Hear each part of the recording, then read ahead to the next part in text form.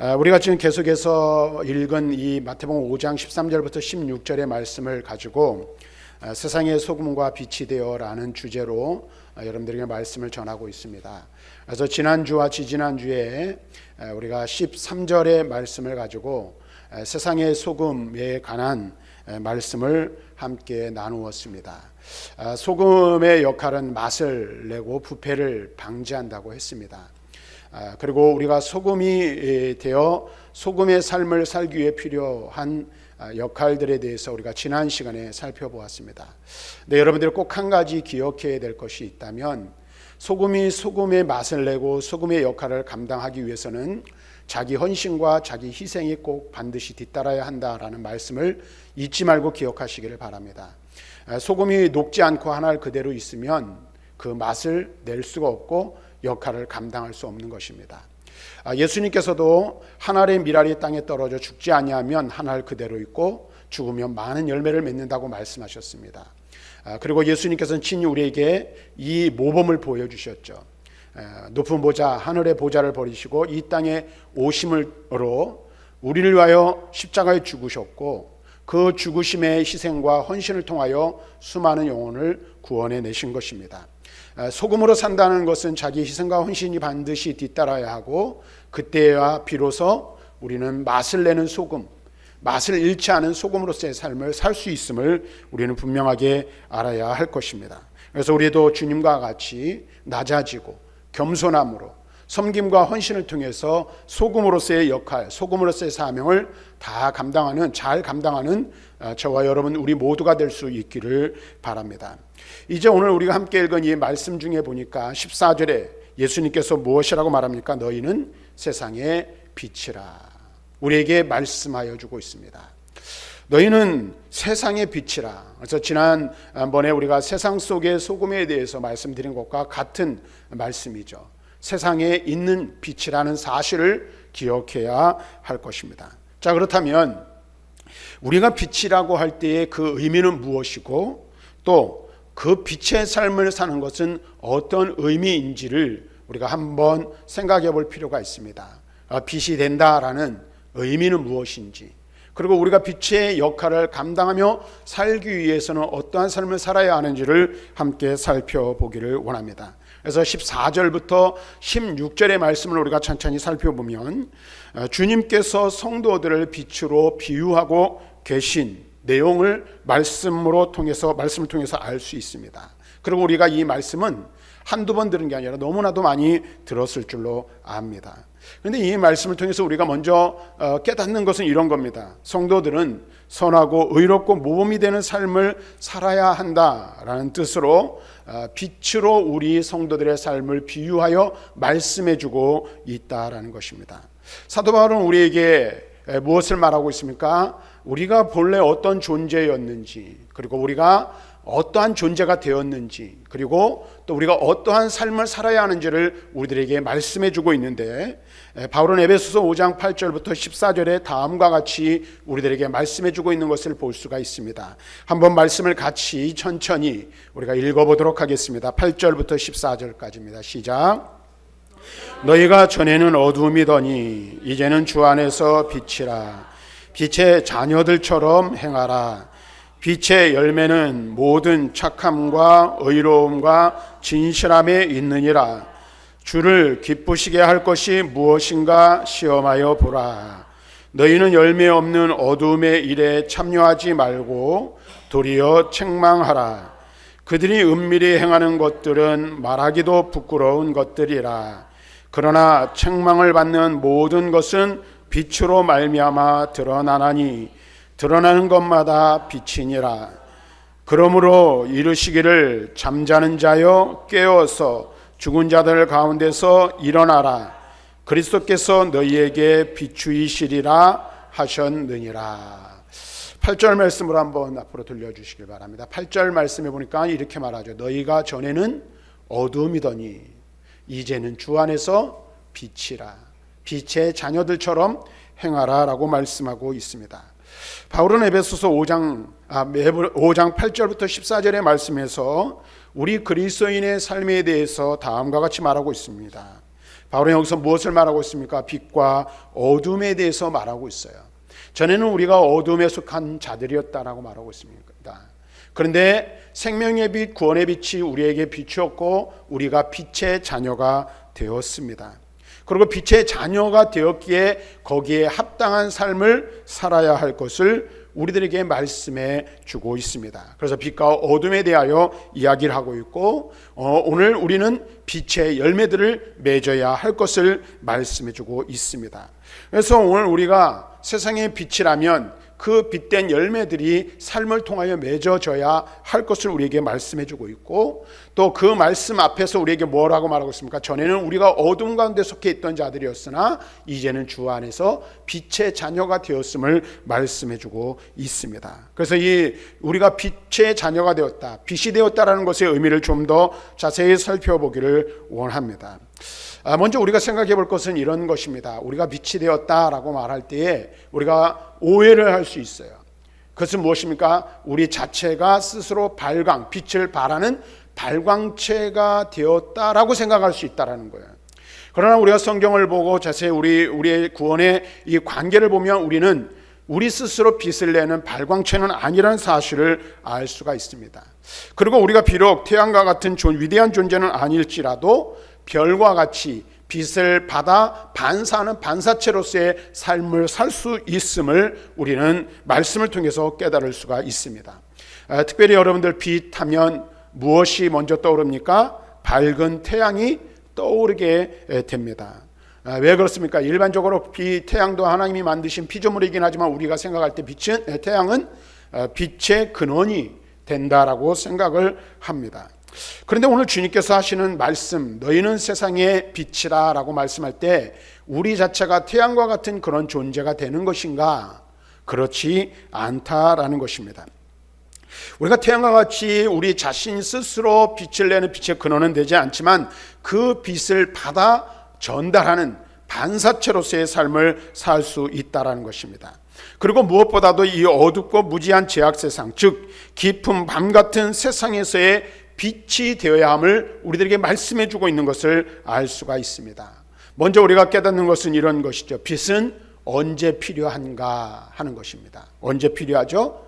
밤에 필요해요. 어둠이 있는 곳에 필요합니다. 그러므로 성도들은 태양으로부터 빛을 받아 반사하는 달과 같은 존재 혹은 별과 같은 존재가 되어야 한다는 것을 우리는 알 수가 있습니다. 그 중에서도 성도들은 별과 흡사한 역할을 하는 존재라는 사실을 성경은 우리에게 이렇게 묘사하여 주고 있는 것을 보게 되는데 다니엘서 12장 3절 말씀에 보니까 이런 말씀이 있습니다. 같이 한번 말씀을 읽어보겠습니다. 시작. 지혜 있는 자는 궁창의 빛과 같이 빛날 것이요 많은 사람을 옳은 대로 돌아오게 한 자는 별과 같이 영원토록 빛나리라.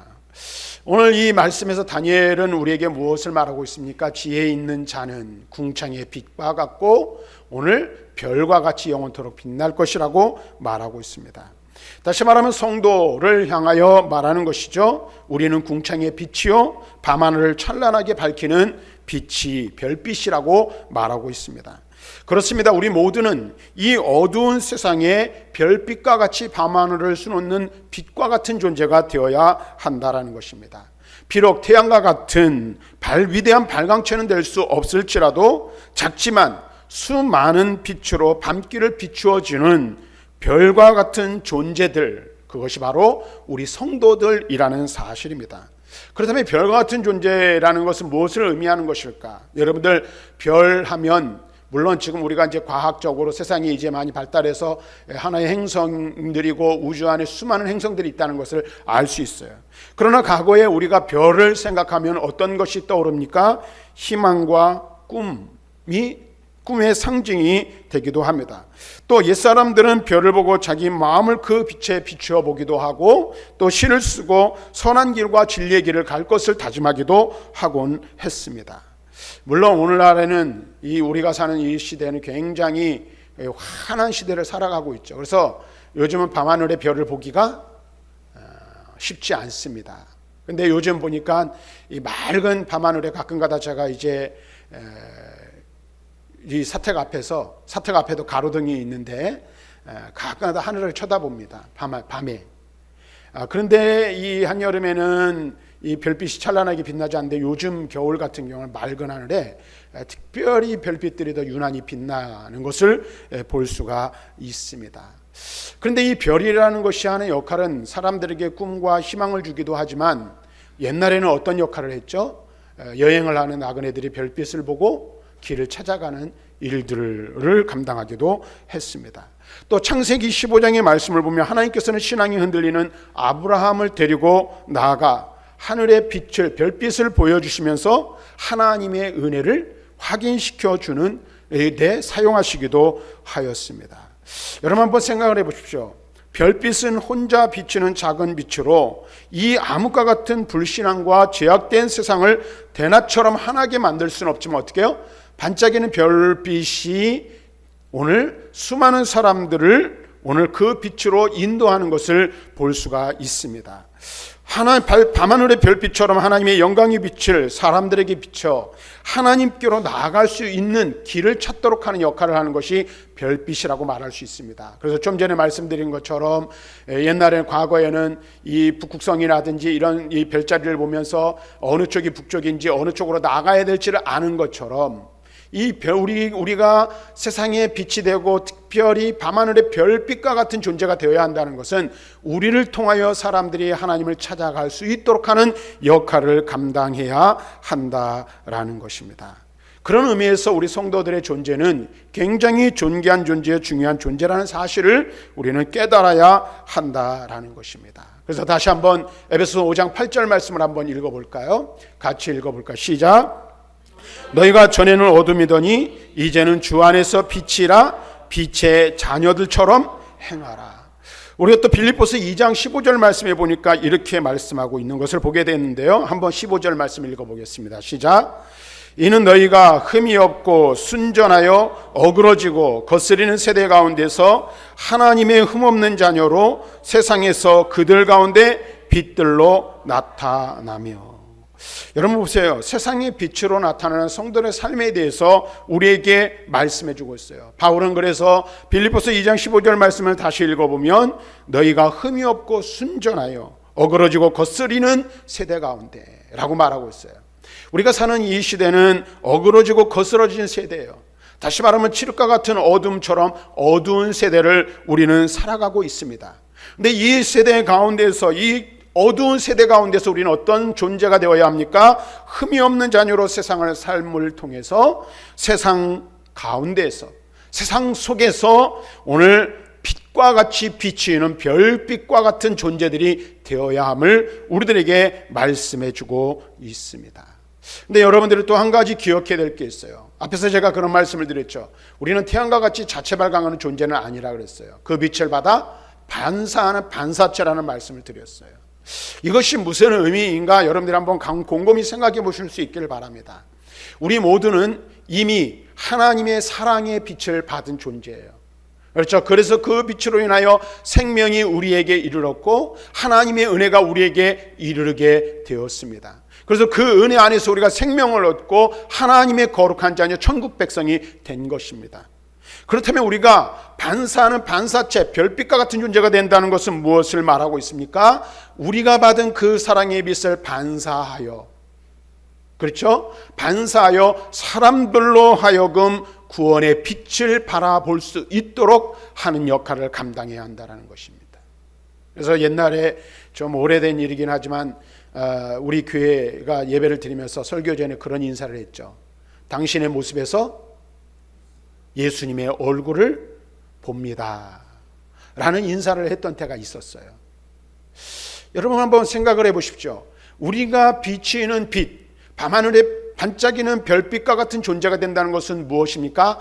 내게로 다가온, 내게에 비추어진 하나님의 사랑, 그리스도의 사랑을 반사하는 거예요. 내 것을 보여주는 것이 아니라는 거예요. 그럼 우리의 모습 속에서 사람들이 무엇을 발견해야 됩니까? 하나님의 사랑, 그리스도의 사랑을 발견할 수 있어야 한다는 거예요. 다시 말하면 우리가 밤하늘을 수놓는 별이 되어 별빛과 같은 존재가 된다는 것은 우리의 삶을 통하여 그리스도가 비춰지는 역할을 감당해야 한다라는 사실을 알 수가 있어요.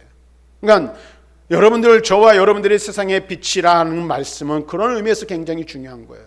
내 모습 속에서 하나님의 거룩하신 영광이 드러나야 하고, 내 삶의 모습 속에서 예수 그리스도의 사랑의 아름다운 모습들이 비추어지는 그런 은혜가, 그런 삶의 모습이 우리들에게 있어야 한다는 것입니다. 그래서 사람들이 여러분의 삶에, 살아가는 삶의 모습을 보면서 누구를 발견할 수 있어야 돼요? 예수님을 발견할 수 있어야 돼요. 그런 은혜가 있기를 주님의 이름으로 간절히 축원합니다. 여러분의 모습을 보면서 사람들이 예수 믿으면 이 사람처럼 되는구나. 근데 그게 나쁜 쪽으로 돼야 돼요? 좋은 쪽으로 돼야 돼요? 예수 믿는 사람은 고집도 세고 자기 독선적이고 뭐 이런 것들이 아니라 이 사람을 보면 하나님의 사랑이 어떠한지를 알 수 있겠구나. 이런 것이 하나님의 사랑이구나, 예수님의 사랑이구나 라는 것을 누구의 모습을 보면서? 나의 모습을 보면서 사람들이 알 수 있어야 된다는 거예요. 그래서 그만큼 우리의 삶의 무게가 무겁다라는 사실을 우리는 알아야 하는 것입니다. 계속해서 우리가 말씀을 보면 15절 말씀을 보면 15절 우리 말씀을 한번 읽어볼까요? 이렇게 말씀하고 있어요. 예수님께서 시작. 사람이 등불을 켜서 말 아래에 두지 아니하고 등경 위에 두나니 이러므로 집안 모든 사람에게 빛이 느니라. 세상의 빛이라고 말씀하시면서 그것을 좀 더 구체적으로 이야기를 하시는 거예요. 그러면서 마치 그리스도인의 삶은, 그리스도인은 하나님의 자녀는 무엇과 같다? 등불과 같다라는 거예요. 오늘날 젊은이들 또는 어린 아이들에게, 여기 있는 우리 예담이 예수님에게 등불이 뭐니? 라고 물어본다면 아마 모를 거예요. 여러분 호롱불 아시죠? 호롱불 경험해 보셨죠? 네. 저도 어렸을 때 저희 집은 전기가 들어왔는데 저희 집 큰 길 건너 동네에는 전기가 제가 어렸을 때 들어오지 않았어요. 그래서 친구들 집에 가면 희한한 게 하나 있었어요. 위에 입구는 좁고 밑에는 둥근, 그리고 밑에 기름통이 달려있는 호롱불이라는 것이 있었어요. 근데 이 호롱불이나 등잔불을 어디에다 둡니까? 등잔불은 등경 위에 두죠. 그래서 높은 곳에 둡니다. 호롱불은 어떻게 해요? 집안 한가운데 천장에 매달아 두는 거예요. 왜 그런 역할, 그렇죠? 집 방안을 높은 곳에서 구석구석 잘 비치도록 하기 때문에 그렇습니다. 여러분 한번 생각을 해보세요. 등불, 횃불 또는 호롱불 이런 것들, 요즘은 핸드폰을 다 갖고 계신데 핸드폰에 보면 뭐가 있어요? 후레쉬 기능이 있어요. 그래서 버튼은 이 하나만 누르면 핸드폰에서 불빛이 비춰집니다. 그런데 이런 것들이 어느 때에 필요합니까? 어느 곳에 필요하죠? 어두운 밤길을 걸어갈 때나 어두운 빛이 들어오지 않는 곳을 들어갈 때 우리는 후레쉬를 켜는 거예요. 등불이 필요한 것은 어떤 것입니까? 밤에 필요한 도구가 바로 등불이라는 거예요. 낮에는 필요하지 않습니다. 왜 그럴까요? 낮에는 무엇이 있어요? 태양이 있기 때문에 그렇습니다. 그래서 밤의 필수품이 바로 등불이라고 말할 수 있습니다. 그래서 오늘 주님께서는 뭐라고 말하고 있습니까? 등불을 켜서 말 아래 두지 아니하고 등경 위에 두나니. 앞에 말씀을 다시 한번 보여주세요. 15절을 다시 한번 읽어봅니다. 같이 읽습니다. 시작. 사람이 등불을 켜서 말 아래에 두지 아니하고 등경 위에 두나니 이러므로 집안 모든 사람에게 비추느니라. 어디다 둔다고요? 등경 위, 높은 곳에 둔다라는 것입니다. 여기서 우리는 그리스도인의 역할, 그리스도인이 세상의 빛으로 살아가는 역할을 하려고 할 때에 그 역할을 어떻게 해야 되는지를 알 수가 있습니다. 오늘 여러분들 생각을 해보십시오. 사람들의 기본적인 이 습성은 보통 사람들은 어두운 곳, 그늘진 곳 별로 좋아하지 않습니다. 이 말은 다시 말하면 가난한 것, 괴로운 것, 불행한 것, 힘든 것을 사람들은 별로 좋아하지 않습니다. 그렇죠? 여러분들도 아마 그러고 저도 마찬가지예요. 힘든 일 하고 싶어 하는 사람 아무도 없습니다. 일반적으로 사람들은 밝은 곳을 좋아합니다. 다시 말하면 풍요롭고 환경 좋은 곳을 좋아한다라는 거예요. 그래서 오늘날에도 이 대한민국의 가장 큰 문제가 무엇입니까? 이 인구가 한 곳으로 집중되는 게 오늘날 우리 대한민국의 문제예요. 문제. 우리가 살고 있는 연천 지역도 인구 소멸 지역에 속해 있어요.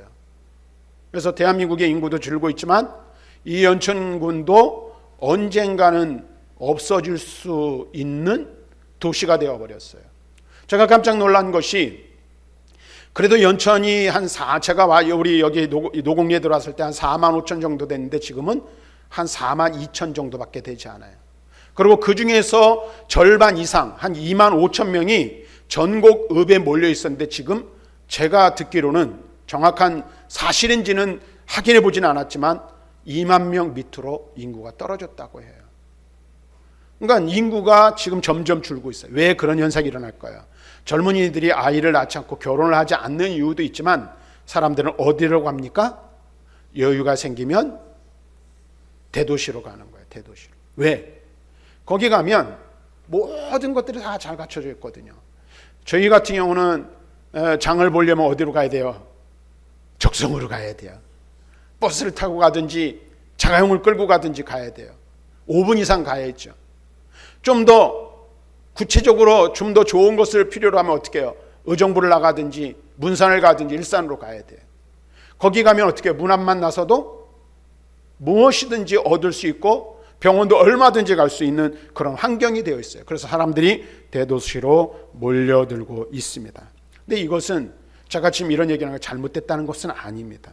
이것이 세상 사람들의 보편적인 형태여 속성이라고 말할 수 있습니다. 그런데 성경은 우리에게 무엇을 말하는가 하는 것입니다. 물론 제가 이런 예를 들었지만 이것과 상관없이 우리가 일상적인 우리의 삶 속에서 우리 그리스도인들의 삶의 양태, 삶의 형태가 어떠해야 되는지를 우리 한번 생각해 보아야 한다는 것입니다.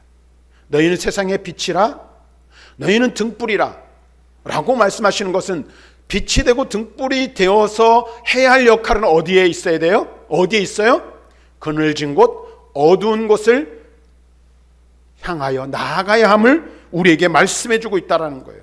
그런데 사람들은 결코 그 역할을 감당하지 않죠. 등불은 어둡고 그늘진 곳에 있어야 그 역할을 바르게 감당할 수 있는 것입니다. 그러므로 성도들은 어떤 곳에 있어야 돼요? 문제가 있는 곳, 가난한 곳, 그런 곳에서 도피하지 말고 그곳에서의 역할을 감당할 수 있어야 한다는 것입니다. 그래서 우리 그리스도인들은 지난번에도 말씀드렸죠.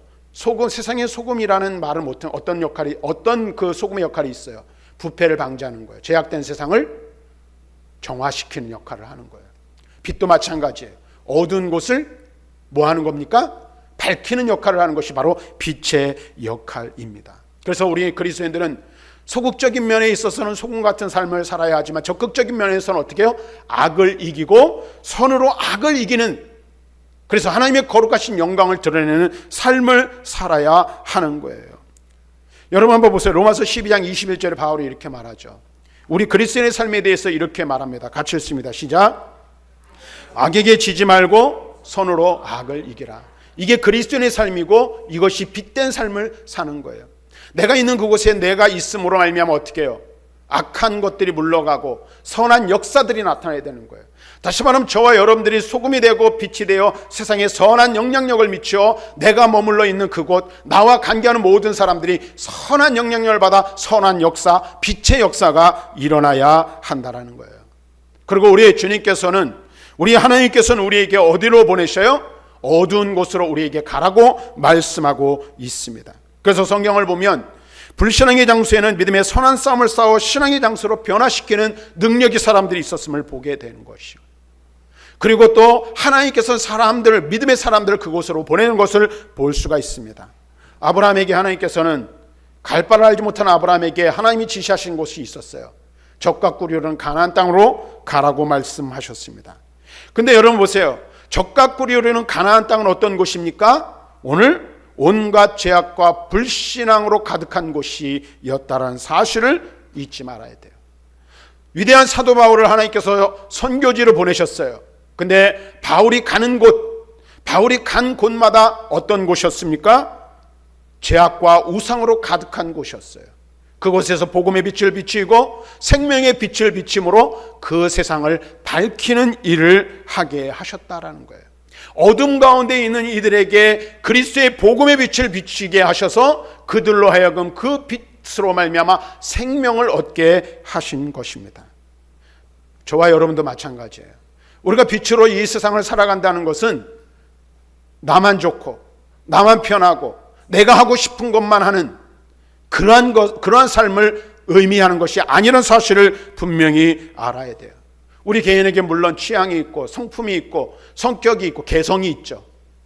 나름대로의 하나님 주신 은사들이 각각 달라요.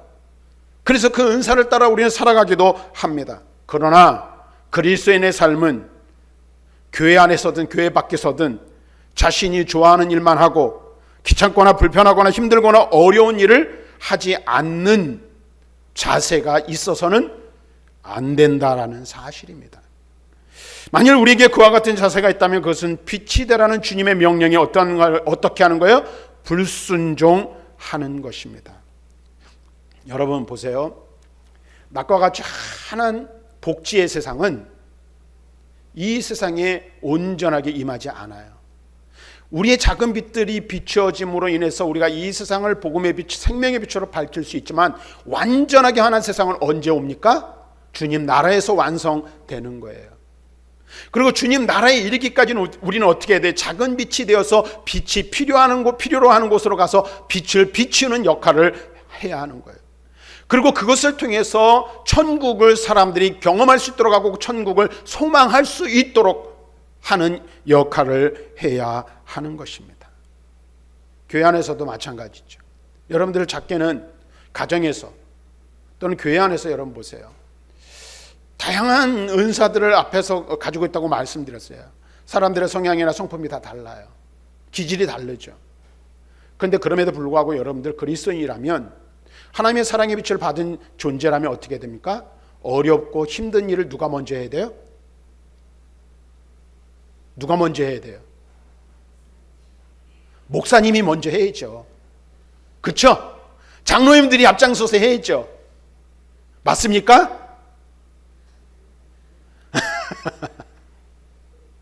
우리는 네가 먼저 해라. 옛날 무슨 영화에 보면 네가 가라 하와이 뭐 이런 것처럼 어렵고 힘든 일은 내가 아닌 남이 해주기를 바라고 귀찮고 불편한 일은 또 다른 누군가가 하겠지 하고 밀어버리는 거예요. 이것은 그리스도인에게 합당하지 않습니다. 사명자에게 합당한 일이 아니에요. 모습이 아니에요. 자세가 아니에요. 우리 주님께서 만약에 그러한 자세로 우리 주님께서 행하셨다면 여기 구원받을 자들은 아무도 없는 거예요. 주님께서 먼저 내려오셨고 먼저 십자가에 달려 죽으시고 자기를 희생하고 헌신함을 통해서 구원을 이루신 거예요. 그리스도의 생명의 빛, 사랑의 빛을 받은 우리는 어떻게 될까? 그리스도를 본받아 우리도 주님처럼 섬기고 주님처럼 헌신하고 주님처럼 희생하는 삶을 살아야 한다는 거예요. 굳은 일, 힘든 일, 어려운 일을 다른 사람이 하기를 바라기 전에 누가 먼저 해야 되는 거예요? 내가 먼저 해야 되는 거예요. 내가 먼저. 그런데 교회 안에서 보면은 힘들고 어려운 일들보다는 영광을 얻기 위한 그 영광을 얻을 수 있는 자리를 탐하는 이들이 너무나도 많이 있다라는 거예요. 오늘 내 모습이 어떤 모습인지, 지금 내 삶의 자세가 어떤지를 우리는 한번 우리 스스로 살펴보아야 할 것입니다. 그래서 오늘 우리가 어떠한 삶을 살고 있는지 우리 자신을 돌아볼 수 있는 은혜가 있기를 바랍니다. 시간이 많이 좀 지났는데 성경을 좀 한번 보도록 하겠습니다. 이사야 61장 1절 말씀을 한번 읽어볼까요? 시작. 주 여호와의 영이 내게 내리셨으니 이는 여호와께서 내게 기름을 부으사 가난한 자들에게 아름다운 소식을 전하게 하려 하심이라. 나를 보내사 마음이 상한 자를 고치며 포로된 자에게 자유를 갇힌 자에게 노임을 선포하며. 이 말씀은 메시아이신 예수 그리스도께서 오셔서 하실 일을 말하는 거예요. 그런데 여러분 중요한 것은 이 말씀의 내용은 오늘 생명의 빛, 구원의 빛, 성령의 기름 부으심을 받은 자들은 어떠한 일을 해야 하는가를 우리들에게 가르쳐주고 있어요. 여기 보니까 뭐라고 말하고 있습니까? 가난한 자에게 아름다운 소식을 전하게 하려 하심이라. 마음이 상한 자를 고치고 포로된 자에게 자유를, 갇힌 자에게 노임을 선포하며 라고 말하고 있습니다.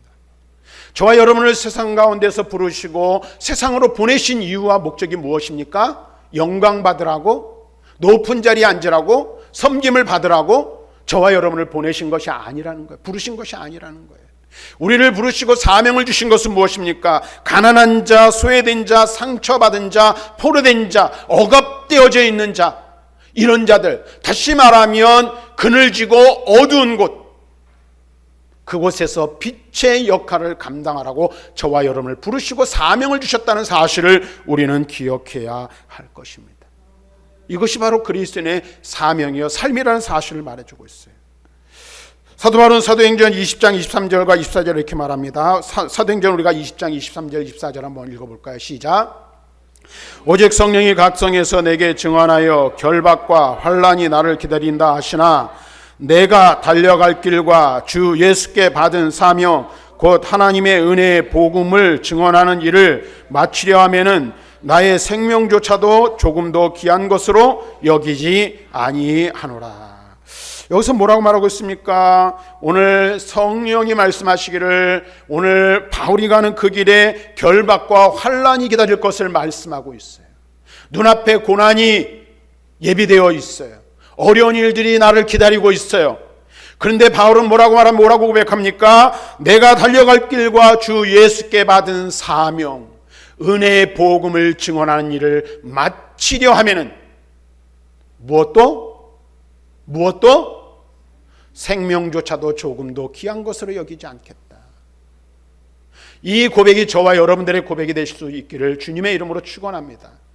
사명을 감당하기 위해서는 생명을 아끼지 아니하고 주님의 말씀과 주님의 뜻대로 살기 위해서는 내 목숨까지도 내어놓을 수 있는, 세상의 빛이 되고 세상의 소금이 된 삶을 살기 위해서는 내 모든 것을 내어놓아도 아깝지 않는, 아끼지 아니하는 그런 마음이, 그런 믿음의 태도가 저와 여러분들에게 있기를 주님의 이름으로 간절히 축원합니다. 사랑하는 성도 여러분, 오늘 말씀을 잠시 정리하겠습니다. 오늘 우리 주님께서는 우리에게 말씀하십니다. 너희는 세상의 빛이라. 우리는 우리 스스로 빛을 낼 수 있는 발광체는 아니에요. 우리는 주님께로부터 생명의 빛을 받은 자들입니다. 그럼 우리는 어떻게 됩니까? 우리가 받은 그 빛을 비추어 내어야 하는 거예요. 그래서 나를 통해서 사람들이 예수님을 알고 예수님을 발견하고 생명의 복음을 바라볼 수 있어야 돼요. 그와 같은 사명이 있음을 우리가 알아야 돼요. 또 빛이 필요한 곳은 어디입니까? 어둡고 그늘진 곳이라는 거예요. 험한 곳이라는 사실이에요. 그래서 우리가 사명을, 빛으로서의 사명을 감당하는 것은 내가 좋아하는 일, 내가 좋은 일, 내가 영광을 얻는 일, 물론 우리가 하나님의 거룩, 하나님께서 우리에게 우리 스스로 우리를 자신을 높이셔서 우리를 영광스러운 자리에 앉히시기도 하지만 우리가 가야 할 길은 내 스스로를 높이고 내 영광을 구하는 자리가 아니란 사실입니다. 나를 필요로 하는 것이라면 그것이 어둡고 그늘진 곳이라도, 내가 감당해야 할 사명을 온전히 감당하는 그 길이 죽음과 맞닥뜨리는 길이라 할지라도 나를 필요로 한다면 어떻게 돼요? 생명의 복음의 빛을 가지고 그곳을 향하여 나아가야 하는 것. 이것이 바로 빛된 사명자의 삶의 자세라고 오늘 우리에게 성경은, 우리 주님께서 우리에게 말씀하고 계십니다. 빛으로서의 사명과 역할을 온전히 감당하는, 여러분들이 있어야 할 곳, 머물러야 할 곳, 여러분들이 일해야 할 곳이 어디인지를 바로 알아 그곳에서 빛의 사명과 역할을 감당하는 저와 여러분들이 되시기를 주님의 이름으로 간절히 축원합니다.